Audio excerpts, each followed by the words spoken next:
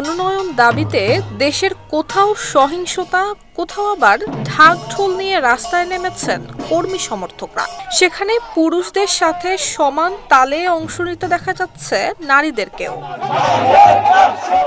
মাদারীপুর ২ আসনে কেন্দ্রীয় ছাত্র দলের সাবেক যুগ্ম সাধারণ সম্পাদক মিল্টন বৈদ্যের মনোনয়নের দাবিতে এমন পদক্ষেপ নিয়েছেন কর্মী সমর্থকরা। ৬ নভেম্বর বিকেলে ঢাকা-বরিশাল মহাসড়কের রাজৈর বাসস্ট্যান্ড এলাকায় দেখা যায় এমন চিত্র। বক্তারা বলেন, বিএনপির দুঃসময়ে সক্রিয় ছিলেন মিল্টন বৈদ্য এবং ২০১৮ সালের নির্বাচনে অংশ নেওয়ার কারণে হামলা এবং ভাঙচুরের শিকার হয়েও দলের পাশেই ছিলেন তিনি। আগামী দিনে ফেব্রুয়ারি মাসের নির্বাচনে আমাদের মাদারীপুরবাসীর প্রাণের দাবি বাবু মিল্টন বৈদ্যকে সবাই আবার রাজপথে নেমে আসবেন এবং আগামী নির্বাচনে সবাই ঐক্যবদ্ধ হয়ে বাবু মিল্টন বৈদ্যকে নির্বাচিত করবেন। স্বাধীনতার পর আমার মনে হয় এরা করে এমপি উপহার দিতে পারেন নাই।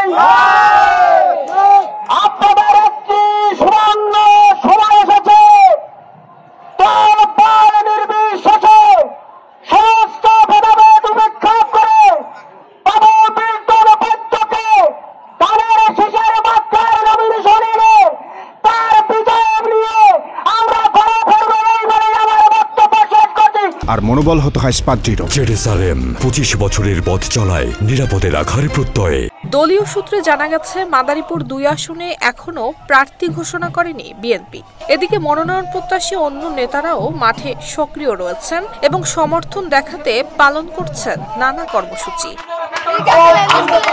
মিল্টন বৈদ্য ২০১৮ সালের সংসদ নির্বাচনে বিএনপির প্রার্থী এবং ২০১৪ সালে রাজৈর উপজেলা পরিষদ নির্বাচনে দলের মনোনীত প্রার্থী ছিলেন। বর্তমানে তিনি ধর্ম মন্ত্রণালয়ের হিন্দু ধর্মীয় কল্যাণ ট্রাস্টের ট্রাস্টি, বাংলাদেশ হিন্দু বৌদ্ধ খ্রিস্টান কল্যাণ ফ্রন্টের সিনিয়র যুগ্ম মহাসচিব এবং মাদারীপুর জেলা বিএনপির আহ্বায়ক কমিটির সদস্য হিসেবে দায়িত্ব পালন করছেন।